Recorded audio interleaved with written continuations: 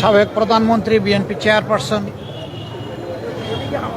4 দলীয় এবং 20 দলীয় জোটের নেত্রী বেগম খালেদা জিয়া, তিনি গুরুতর অসুস্থ অবস্থায় আছেন।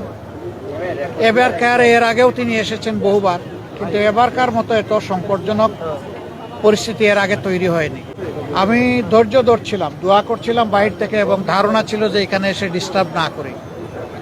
বিএনপির পক্ষ থেকেও সেই ধরনের একটা আহ্বান মহাসচিব জনাব মির্জা ফখরুল ইসলাম আলমগীর সাহেব জানিয়েছিলেন যে সবাই দোয়া করুন, এখানে এসে সবাই ভিড় করবেন না। এখানে ওনারও চিকিৎসা বিঘ্নিত হচ্ছে, আরও রোগীদের চিকিৎসা বিঘ্নিত হচ্ছে। কিন্তু আজকে আর কোনোভাবে মনকে বুঝাতে পারিনি, এই জন্য আসলাম। আমি ওনাকে দেখে এসেছি। এখন ওনার ডায়ালাইসিস চলছে এবং তিনি আসলে ডিপ সিডেশনেই আছেন।